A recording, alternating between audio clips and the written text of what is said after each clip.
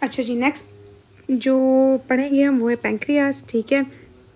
अच्छा, पेंक्रियास में जो है वो कुछ एसिन आए होते हैं और कुछ सेल्स होते हैं जिसे हम आइल्स ऑफ लैंगरहैंस कहते हैं। ठीक है। जो एसिन आए हैं वो हम जीआईटी के साथ कर लिया था कि वो डाइजेस्टिव चूजेस या डाइजेस्टिव एंजाइम्स रिलीज करते हैं। ठीक है। जो आइल्स ऑफ लैंगरहैंस है ना, वो हमारे पास चार टाइप के सेल्स होते हैं। उसमें कौन कौन से? अल्फा सेल्स होते हैं जो 20% ऑफ आइल्स होते हैं।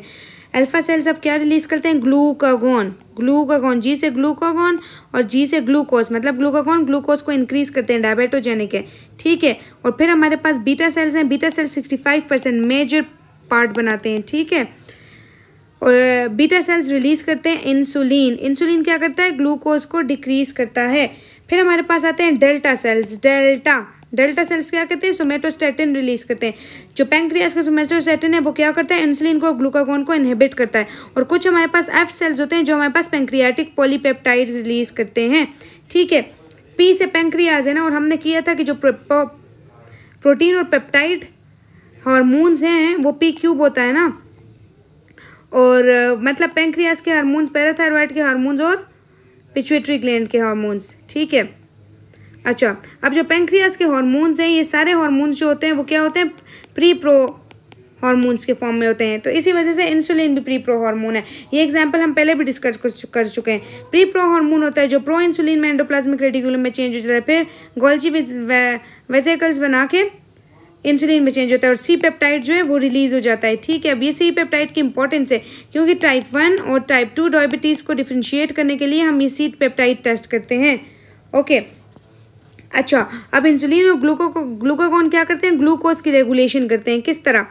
देखो, अगर हमारे पास ब्लड में ये ग्रीन वाला पाथवे जो है ये ग्लूकागॉन का है, कैसे? लो ब्लड ग्लूकोज होगा, शुगर होगा, तो क्या करेगा? पैंक्रियास से ग्लूकागॉन रिलीज इंक्रीज होगा। ग्लूकागॉन जब इंक्रीज हो जाएगा, ये आ जाएगा लिवर के पास। लिवर को बोलेगा चलो भाई शाबाश, अब तुम ग्लूकोज बनाओ। लिवर ग्लूकोज बनाएगा, ग्लूकोनियोजेनेसिस करवाएगा। ठीक है। और ग्लाइकोजन की ब्रेक डाउन करके ग्लूकोज की अमाउंट को क्या करेगा? रेस कर देगा। ठीक है। अब इसका इन्वर्स हो गया, ये पर्पल वाला पाथवे देखो, अगर हाई ब्लड ग्लूकोज होगा, हाई ब्लड ग्लूकोज, तो क्या करेगा? पैंक्रियास को बोलेगा अब तुम पैंक्रियास ऐसे करो, इंसुलिन को मुझे दो। ठीक है। पैंक्रियास क्या करेगा? बोलेगा ठीक है बेटा जी, जल्दी से इंसुलिन निकालो। पैंक्रियास हाई ग्लूकोज के लिए इंसुलिन को रिलीज करेगा, और फिर ये इंसुलिन क्या करेगा? लिवर के पास जाएगा और बोलेगा अब तुम आराम करो, शाबाश, रेस्ट करो, और कोई ज़रूरत नहीं है ग्लूकोज ज़्यादा करने की। ये इंसुलिन लिवर को कहेगा कि अब तुम ग्लूकोज को वापस से ग्लाइकोजन में कन्वर्ट करो। ठीक है। बॉडी के सेल्स को कहेगा कि जल्दी जल्दी सारा ग्लूकोज अपने अंदर ले लो। सारा ग्लूकोज क्या करेगा? सेल्स के अंदर भिजवा देगा। ठीक है। मतलब बॉडी में एज अ होल ग्लूकोज को कम कर देगा। ये इंसुलिन का फंक्शन हो गया। सही हो गया। क्या करेगा? लिवर के पास कन्वर्ट कर देगा ग्लूकोज को ग्लाइकोजन को। सारे सेल्स को बोलेगा ग्लूकोज को अंदर अपने अंदर दो। एज अ रिजल्ट क्या होगा? ग्लूकोज नॉर्मल हो जाएगा। जैसे ही ग्लूकोज नॉर्मल होगा, नेगेटिव फीडबैक होगा और वो स्टॉप कर देगा इंसुलिन के रिलीज को। ओके। अच्छा, अब डायबिटीज़ के दो टाइप्स हैं। टाइप 1 डायबिटीज़ में क्या होता है कि जो बीटा सेल है ना उसकी डिस्ट्रक्शन होती है। ठीक है। इंसुलिन होता ही नहीं है हमारे पास। ठीक है।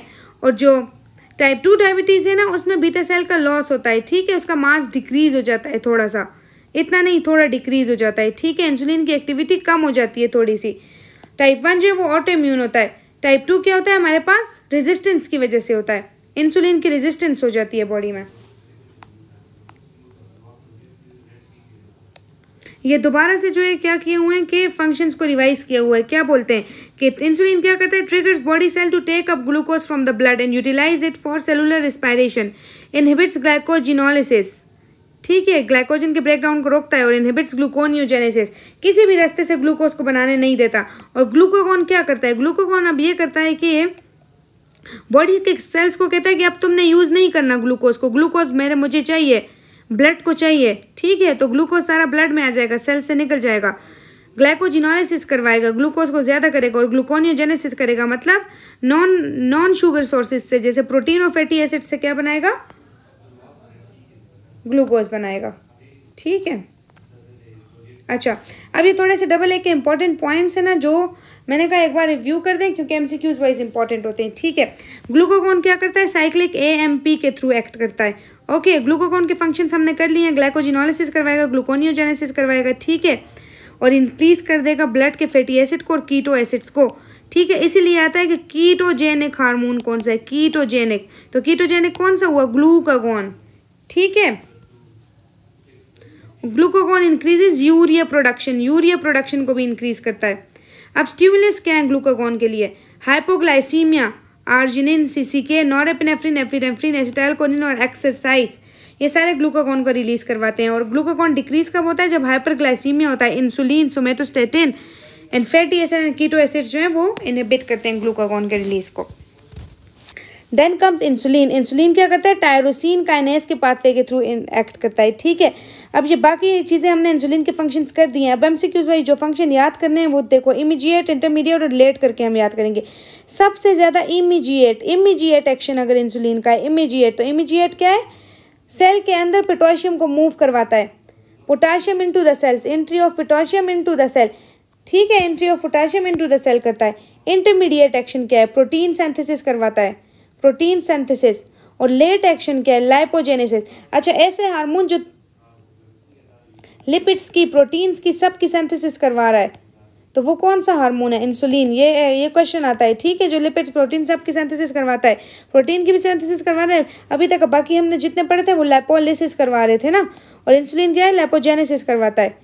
ठीक है, action of insulin at cellular level, अगर सेलुलर लेवल का पूछे, सेलुलर, तो वो क्या होगा, entry of glucose into the cell. ठीक है सर, बिल्कुल immediate, potassium into the cell. Intermediate, protein synthesis. Late, L से लेट और एल से लाइपोजेनेसिस। ठीक है, अच्छा, stimuli for increase insulin. Increase insulin कब होगा, जब ग्लूकोज ज्यादा होगा, उसे कम करना है, मेनोस इंक्रीज होगा। एमाइनो एसिड ज्यादा होंगे तो ग्लू इंक्रीज होगा, फैटी एसिड ज्यादा होंगे।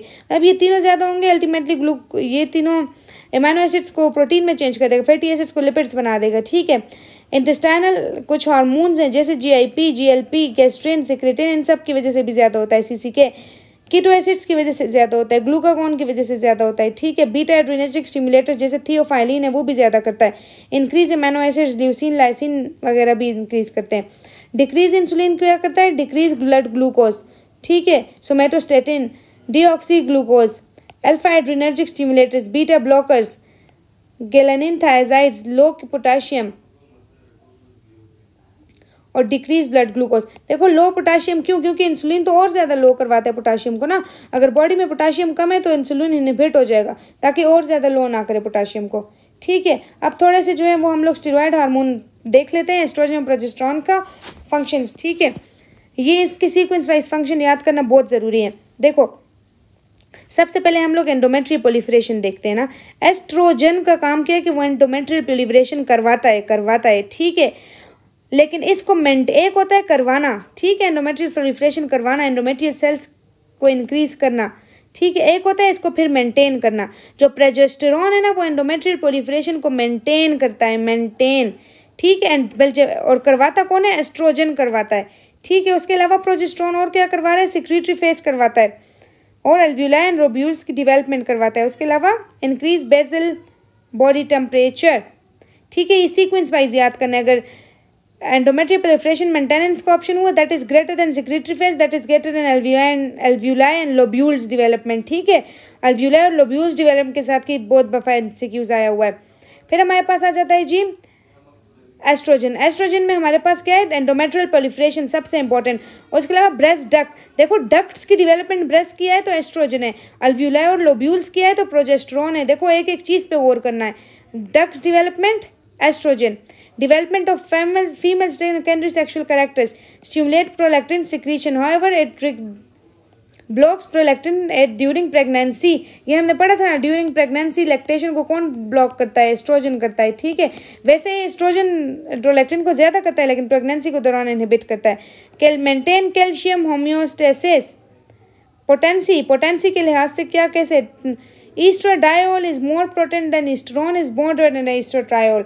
सबसे डाई जो डबल है ना वो सबसे ज्यादा पोटेंट है, ट्रिपल आखिर में आएगा।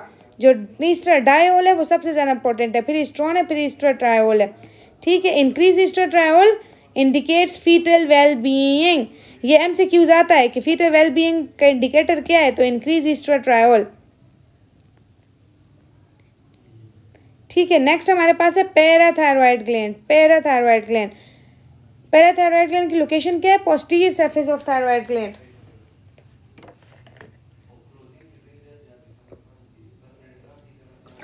अच्छा, पैराथायरॉयड ग्लैंड से जो हार्मोन रिलीज होता है वो कौन सा है? Parathyroid hormone, PTH. अब पीटीएच के कहाँ कहाँ पे एक्शन है? देखो, पैराथायरॉयड हार्मोन किसके थ्रू एक्ट करेगा? सीधी सी बात है, साइक्लिक एएमपी के थ्रू ना, प्रोटीन हार्मोन है ना, तो साइक्लिक एएमपी के थ्रू।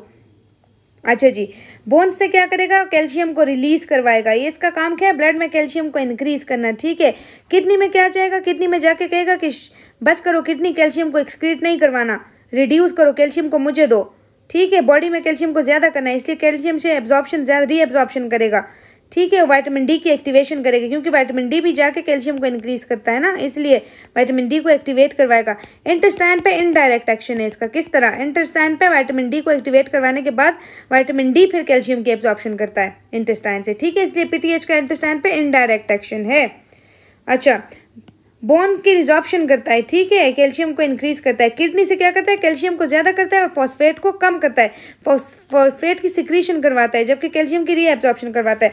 विटामिन डी क्या करता है? कैल्शियम की एब्जॉर्प्शन को ज़्यादा करता है। ठीक है, vitamin D dependent calcium binding protein होते हैं किडनी और इंटेस्टाइन के बाद, जिसे हम कहते हैं कार्बेंडिन। कार्बेंडिन। ठीक है, अच्छा, कुछ एमसीक्यूज के लिहाज से कैल्शियम के लिहाज से थोड़े से पॉइंट बताती हूँ। जो हाइपर कैल्सीमिया है ना, हाइपर कैल्सीमिया, किसी एमसीक्यूज में इस तरह आया कि हाइपर कैल्सीमिया है। ठीक है, हाइपर कैल्सीमिया है, तो उस एमसीक्यूज में अगर पूछा हुआ कि बॉडी में क्या ज़्यादा होगा, अगर हाइपर कैल्सीमिया ऑलरेडी है ना, तो बॉडी में 24-25 डायहाइड्रोकोर्टिकोसल्फोर ज़्यादा होगा। ठीक है, 24-25, ये एक्टिव नहीं है इसलिए ये ज़्यादा है, क्योंकि ऑलरेडी अगर हाइपोकैल्सीमिया है ना, हाइपो का मतलब है अब हमें कैल्शियम चाहिए, तो जो एक्टिव फॉर्म है विटामिन डी की 125 डायहाइड्रोकोलिकल्सिफ्रो, फिर वो ज़्यादा होगी। तो इस बात को याद रखना, हाइपर कैल्सीमिया ऑलरेडी हुआ तो फिर 24-25। ये अक्सर वो रेट वाले एमसीक्यूज के साथ होता है, रेट को कुछ दिया और हाइपर कैल्सीमिया है, और तो ऑप्शन क्या चीज़ ज़्यादा होगी? Hyper calcaemia 24-25, hypocalcaemia 125। ठीक है, अच्छा, अब आ जाओ जी प्राइमरी, सेकेंडरी और टर्शियरी हाइपरपैराथायरॉयडिज्म पे। प्राइमरी हाइपरपैराथायरॉयडिज्म में क्या होगा कि कैल्शियम भी ज़्यादा होगा और पीटीएच भी ज़्यादा होगा। ठीक है, पैराथायरॉयड हार्मोन ज़्यादा है जिसने कैल्शियम ज़्यादा करवाया है। ठीक है, मतलब ग्लैंड के अपने वजह से था ना, तो और फॉस्फेट कम है जो नॉर्मल पैराथायरॉयड हार्मोन एक्शन करता है। फिर सेकेंडरी में क्या होगा कि पैराथायरॉयड हार्मोन तो ज़्यादा है लेकिन उसने कैल्शियम ज़्यादा नहीं कर सकता, कैल्शियम डिक्रीज या नॉर्मल होगा और फॉस्फेट ज़्यादा होगा, ऑपोजिट हो जाएगा इसके। पैराथायरॉयड हार्मोन तो ज़्यादा होगा लेकिन इसका एक्शन नहीं हो रहा सही से। ठीक है, पैराथायरॉयड हार्मोन ज़्यादा है। सेकेंडरी हाइपरपैराथायरॉयडिज्म में क्या होगा कि कैल्शियम भी ज़्यादा होगा और पैराथायरॉयड हार्मोन पैराथायरॉयड हार्मोन बहुत ज़्यादा होगा, बहुत ज़्यादा। ठीक है, और फॉस्फेट भी ज़्यादा होगा। अच्छा, अब थोड़े से जो है वो रैंडम पॉइंट्स हैं डबल ए के एंड पे। ठीक है, वो हम सिर्फ एक नज़र जल्दी जल्दी रीड कर लेते हैं क्योंकि एमसीक्यूज वाइज ये सारे पॉइंट्स बहुत इंपॉर्टेंट हैं। ठीक है,